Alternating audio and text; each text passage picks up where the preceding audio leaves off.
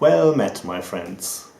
As part of the Kickstarter campaign, I'm going to read out chapters of my book Age of Torridan, and I'm going to read the second chapter now.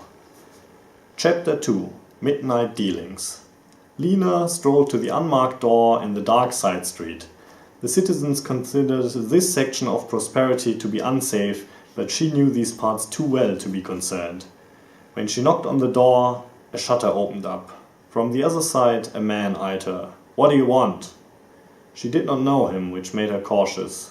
Seemingly absent-minded, she played with a snow orchid in her hand. "I wish to enter, my good man." The shutter closed, and Lena heard footsteps behind the door that indicated the man went downstairs. After a while, she wondered whether Quiver, the somewhat eccentric frontman of this thieves' den, set this up as a test for her. With some annoyance, she took out her lockpicks from her pouch. Just as she knelt down to inspect the lock, the door opened. The man looked down at her. "You may come in now." She had to give him some credit for sneaking back up to the entrance without her hearing his approach. "Thank you," she said as she got up. She brushed past him, then descended the stairs that lay beyond the door. In the room below, several men played dice and card games. In the alcoves to the side, some addicts smoked spirit herbs with ornate pipes. Lena looked around to see whether there were any profitable tables, but of course the ones with inexperienced players had filled out completely. She found a seat at a table with many regulars, but she felt confident that she could outplay them. Lena tossed a silver coin into the middle of the table and picked up her cards. Her hand consisted of a single knave and several militiamen. She wondered whether it would be worth it to keep recruiting, but when she looked at the other players, she noticed one person's carotid pulsing after he peeked at his cards. She did not know the man, so she could not know with certainty what that meant. He had shoved his cards back to the table, making sure nobody could see them. Lena guessed that he picked up a strong hand, but would let the other players keep paying tribute to the dragon, whose hoard was represented by the pile of money in the middle, in hopes to recruit better troops. When it was her turn to act, Lena discarded her hand. "I'm out. Deal me in on the next round." She moved over to the bar. Like any professional Dragon Hoard player, she did not drink anything alcoholic during her work.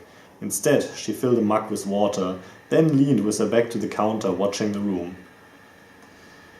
Her focus remained at the table, but something disturbed her. It felt as if someone had his eyes on her.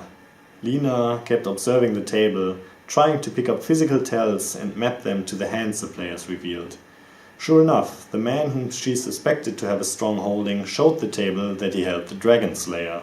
He picked up the dice, but with the extra points this card provided, it wasn't surprising that he rolled the target number. "When did you pick up that Dragon Slayer?" one of the regulars asked. The player scooped up the pile of coins. "Oh, on one of the last recruitment drives, I can't remember." Lena snorted at the obvious lie.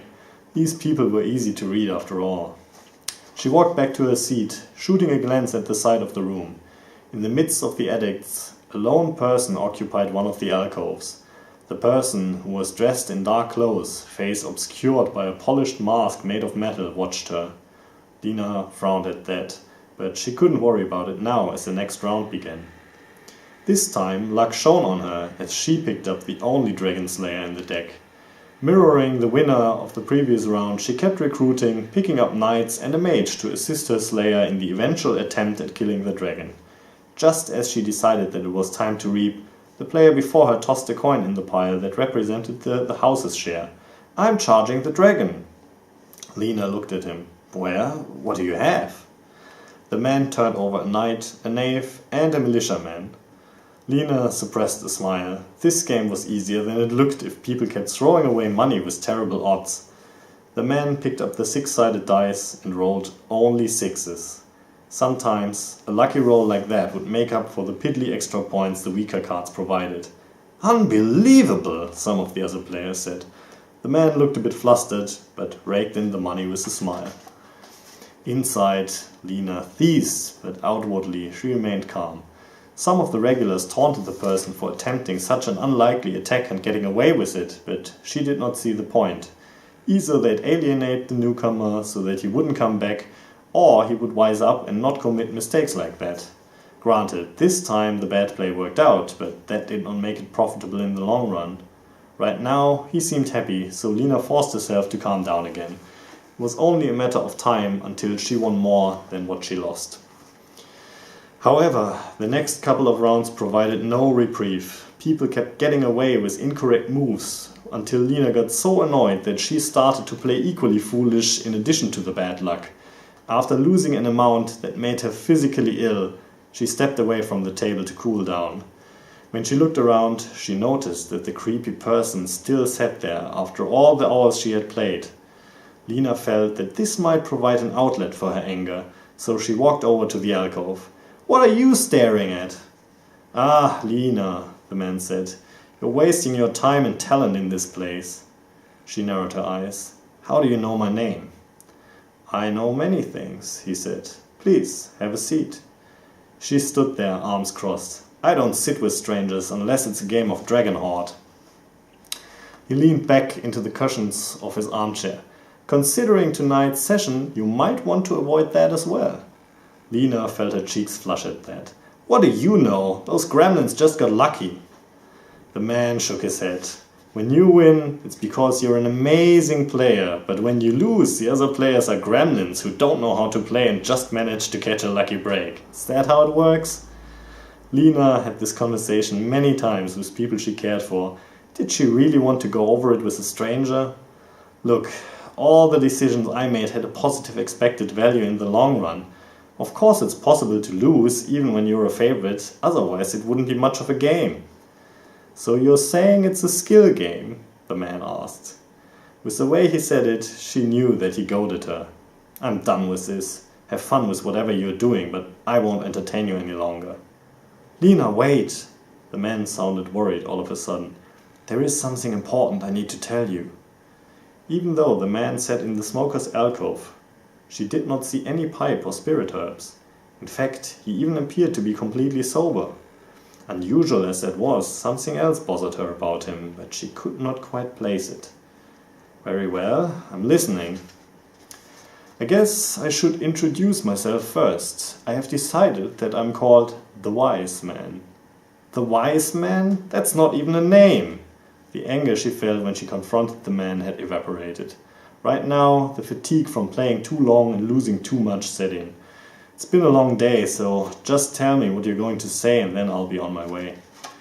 "I understand that you're tired," the man said. "My message can wait. I should not have bothered you like this. Please forgive me." Lena wondered what scared the man away like that. Before, he seemed eager to talk to her, and now he did not want to speak with her any longer. All of a sudden she realized what had bothered her earlier. The Wise Man was the only person inside the hideout who did not wear a snow orchid on his clothes. Lena jumped back, bumping into one of the patrons and spilling his drink. To the others in the room she said, "Quiver! There's a rat in your den!" For all the bad reputation these folks had, she admired how efficient they were. Within the blink of an eye, 3 of Quiver's guards surrounded the alcove with swords drawn. With the guards at her back, Lena approached the Wise Man once more. The man chuckled. "Whatever happened to our friendly conversation?" She slammed both hands onto the table to lean in. "We're still having one, and I have a few questions. Depending on your answers, these men behind me might not stay friendly, though." The Wise Man didn't spare the guards a glance. He kept looking at Lena. "What do you wish to know?" The man's gall surprised her. "For starters, who are you and how do you know my name?" For a moment she thought that he was going to answer her, but then he shook his head. "Time is running out, Lena," the man said. "In fact, I must be going." "You're not going anywhere," Lena said. "Guards! Seize him and pry off that mask!" Before anyone could react, the man turned into a swirling cloud of darkness. The guards pierced the mist with their swords, but no cry of pain came. In mere moments, the darkness dissolved, leaving the alcove empty. "What was that?" one of the guards asked Lena. "I don't know," she said, "but I'm not staying here to find out. If I were you, I'd abandon this place and find a new meeting spot." Alright, that was chapter 2. Pursue your dreams, and see you next time.